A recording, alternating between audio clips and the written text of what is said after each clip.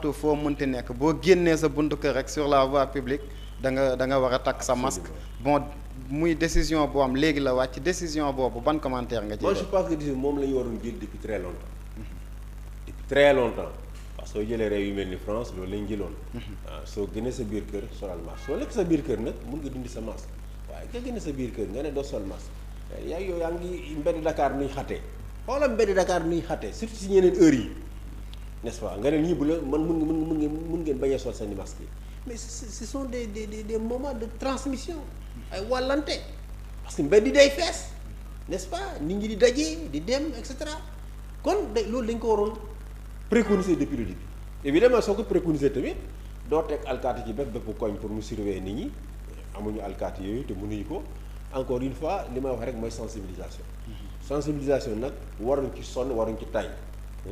dañu war a gis les bons vecteurs ñi nga xam ne war nañu mën a sukkandiku ci ñoom appuyer ci ñoom pour def sensibilisation sensibilisation rek dem ci biir rajo yi di def ay spot wala boog di organiser ay débat ci biir rajo yi ak ci biir télé yi sensibilisation au niveau communautaire da nga seet ñoo xam ne ñoom ngay appuyer wu te je crois que Sénégal fii encore fi wax naa ko dinaa ko bamtuwaat Sénégal fii soo demee ci biir quartier yi am na ay ASC ci biir quartier yi am na ay artistes am na ay communicateurs traditionnels am na ay bajenu gox am na ay imam ak yeneen ñooñu soo leen ci boole je crois que di nga mun a am ay résultats. mais gisoo ne aussi Seydi Gassama li nga wax nii dafa xaw a compliqué parce que bon depuis 9 mois. depuis 9 mois laa la wax nit ñi ñu ngi joxe les informations qu'il faut concerner Covid bi mais depuis boobu ci réew mi dafa am ñoo xamante ne seen problème majeur mooy gëmuñu ne feebar bi am na. mais c'est parce que kër docteur en même temps ci biir docteur yi discours officiel bi ñu ngi naan ndaw ñi yéen feebar bi mënal leen dara man mii muus naa dem ci benn kénkayri ay xale yu góor ñetti ñëw fekk ma ci biir te yàlla xam na ne man du ma mag noonu man leen ana seen masque ñu ne pas yow solal masque bay ñun ay xale lañu et pourtant borom kénkayri bi mag la war na am juróom benn fukki at kon dañuy gëm la xale yi nii nga mbir mi feebar mënal leen dara deuxièmement am na ay docteurs yi am kaddu ci biir yi ñoo xam ne dem nañu ci médias yi naan wéy feebar ak mënul ñu dara parce que bon on est immunisé parce que am na yeneen coronavirus yoo xam ne nekkoon na fii ñun ñu am leen discours yëpp tax na bi xale yi dem ba gëmatuñu affaire bi soo ci boole nag yeneen discours yoo xam ne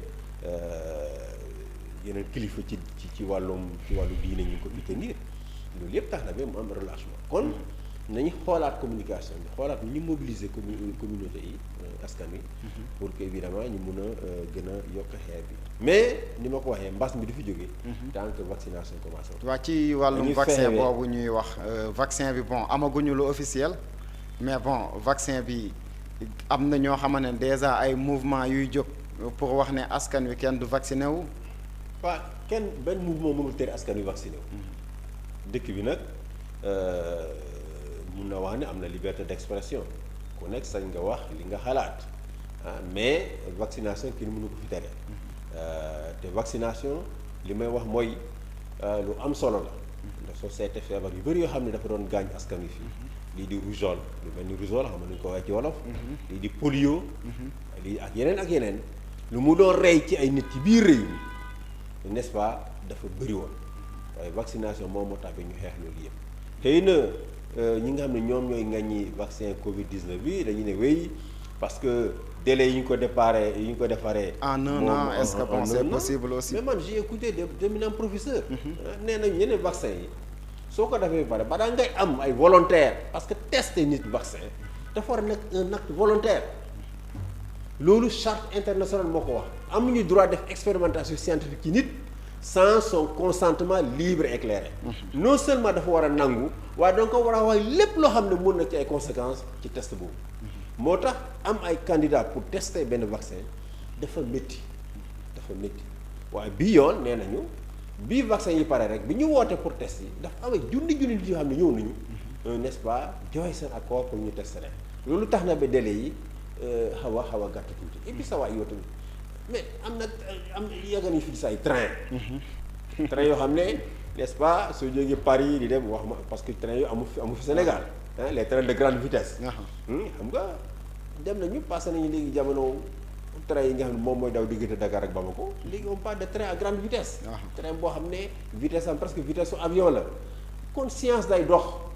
xëy na avant cette épidémie là évidemment connaissance scientifique yi taxul woon ñu mun a établir le vaccin de façon rapide waaye léegi xëy na loolu de connaissance scientifique daf ko permettre kon nañu wóolu docteurs yi en tout cas man wóolu naa état Sénégal ci wàllum santé mosuñu fi dugal loo xam ne lor na askan bi mosuñu ko def te am na vaccin yoo xam ne tey ñu ngi koy utiliser ci yu mel ni Angleterre yu mel ni États-Unis yu mel ni Allemagne yu mel ni France mais yooyu ay réew démocratie lañu président sañu fa dugal vaccin boo xam ne n'est-ce pas amu ci ay assurance que vaccin boobu n'est-ce pas mais ci loolu professeur askan wi lu leen xaw a jaaxal tuuti ñoom ci gestion Sénégal Covid-19 bi bon d'habitude booy génn di laaj nit ñi sax dañ naan la non président Macky Sall lu président France def moom lay def loolu. waaw doyul waar loolu reproche la boo xam ne ñu ngi ko koy def xam nga nit ku nekk avec ton faible jaar-jaaru Macky Sall li tax mu gëm France di toppandoo généralement président France xëy na jaar-jaaram la kenn ku ñun am nga genre faiblesse boobu am na koo xam ne moom nga gëm moom ngay topp am na moom muy kilifa diine muy kilifa aada mu yenn si sa mag wala sa papa kon loolu man mun ma ko reprocher dara même si moom chef d'état la dafa war a toujours di jiital intérêt Sénégal warul nekk fi di topp France rek n'est-ce pas lu naxari France naxari na ko yenn saa yi dara dañ naxari France waaye du warul naxari sénégalais parce que bokkuñu intérêt donc vaccin yi du réew tugal yi rek ñoom ñoo koy def en ce moment dëkk yu bëri yu mel ni Inde dañ fa approuvé ay vaccin lu mel ni Brésil si Rwanda dañ fa approuvé déjà benn vaccin Maroc dafa approuvé déjà benn vaccin dëkk naar yi yëpp approuvé nañu ay vaccin kon war nañu mun Sénégal fi tamit di wax ne ñun am vaccin bi la ñu approuvé Guinée sax dëgg naa dañu approuvé déjà benn vaccin mooy vaccin wu Russie ba commencé nañ ko di injecté nit ñi kon nañu xam ne mbir mi vaccination rek moo mun a tax ñu xeex ko su dee dañoo bañ a vacciner mbir mi dinañ ko maîtriser partout au monde ba mu des Sénégal boobaa ni ko docteur bi waxee tey ci média yi dinañ am 3e vague am 4e vague ñu gën a suuf rek alors que ñeneen réew yi dañuy recommencer di avancer. jërëjëf yéen a ngi ànd ak Seydi Gassama directeur Amnesty bon muy défenseur aussi des droits de l'homme bon ba ñu suñ jógee ci loolu mën nañ dugg directement attaquer question politique